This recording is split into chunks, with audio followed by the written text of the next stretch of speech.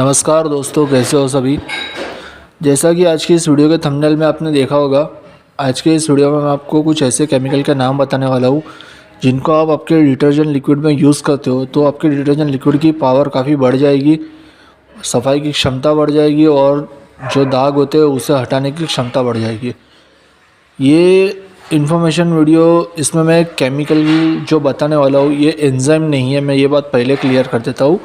ये कुछ ऐसे केमिकल के हैं जो एंजाइम की तरह ही काम करते हैं और एंजाइम जो कि 700 रुपये से करीब 1200 या 1500 रुपये तक आता है, उससे कई ज़्यादा सस्ते होते ही है। बस सिर्फ इन्हें यूज़ करने की मेथड थोड़ी अलग होती है। तो मैं इस वीडियो में आपको ये केमिकल यूज़ करने की भी पूरी प्रोसीजर बताऊंगा और इसको कौन से केमिकल को क्यों यूज़ किया जाएगा वो चीज़ बताऊंगा, जिसको आप यूज़ करोगे तो आपके प्रोडक्ट में काफ़ी ज़्यादा इम्प्रूवमेंट आ जाएगी क्लीनिंग की।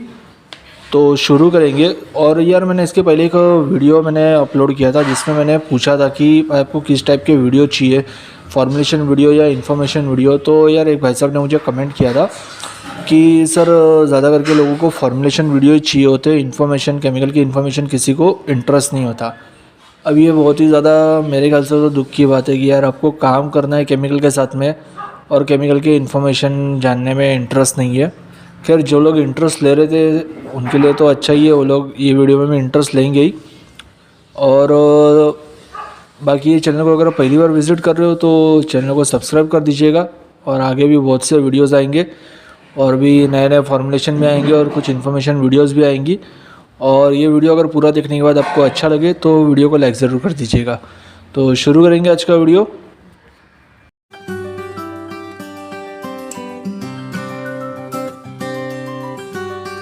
दोस्तों, सफाई को बढ़ाने के लिए सबसे पहला जो केमिकल होता है वो होता है अल्कोहल, जिसे हम सामान्य आइसोप्रोपाइल अल्कोहल भी बोल सकते हैं। ये सफाई की क्षमता को काफ़ी ज़्यादा बढ़ा देता है, करीब 70% तक ये सफाई की क्षमता को बढ़ा देता है। ये डिपेंड करता है कि आप इसको कितना यूज़ कर रहे हो।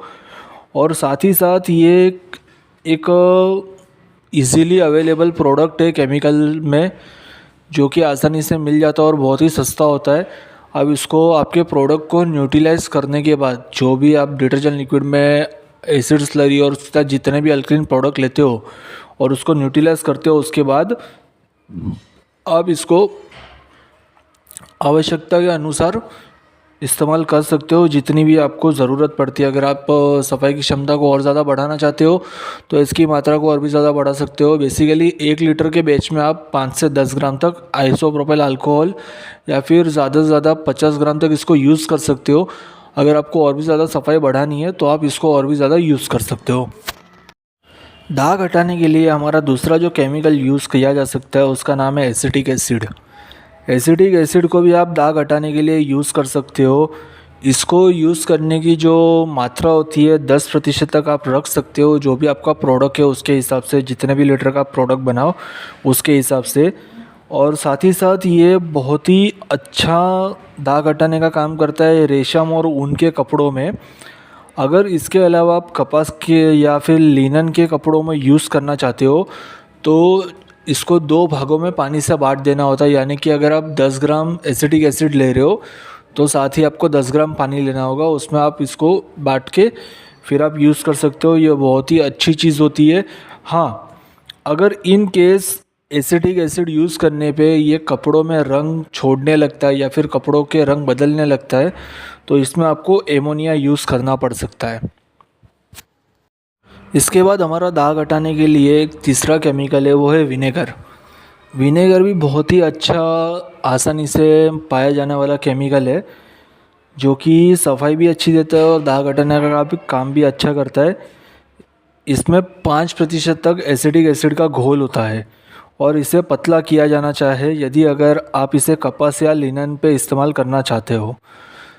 वाइट विनेगर ही आपको यूज़ करना है। मार्केट में और भी कई तरीके के विनेगर मिलते हैं, लेकिन आपको वाइट विनेगर यूज़ करना है अगर आप यूज़ करना चाहते हो तो। ये आसानी से किराने की दुकान में भी मिल जाता है। और इसको यूज़ करने के लिए आपको इसको पतला करना होगा। इसमें आप जितना विनेगर लोगे उससे 2 गुना पानी आपको लेना है। यानी कि अगर आप 10 ग्राम विनेगर लेते हो तो आपको 20 ग्राम तक पानी लेके इसको पतला कर देना चाहिए, जिससे कि ये काफ़ी अच्छा यूज़ हो सकता है और ये आपके कपड़ों में नुकसान भी नहीं पहुंचाएगा। दोस्तों ये तो थी कुछ सामान्य जानकारियाँ, कुछ ये आसानी से मिलने वाले केमिकल जिन्हें आप यूज़ करके आपके डिटर्जेंट लिक्विड की क्वालिटी को बढ़ा सकते हो। इसको भाई देखो, अगर आपने अभी तक की पूरी वीडियो को कम्प्लीटली सुन लिया है तो आपको आइडिया लग ही गया होगा कि आपको इसको कितना यूज़ करना है। फिर भी मैं बता देता हूँ, इसको यूज़ करने के लिए ये अगर आप इनमें से कोई भी केमिकल को यूज़ करना चाहते हो तो इसकी मात्रा आपको खुद डिसाइड करनी होगी, जितनी भी क्षमता में आपको आपके प्रोडक्ट की क्वालिटी को इम्प्रूव करना है।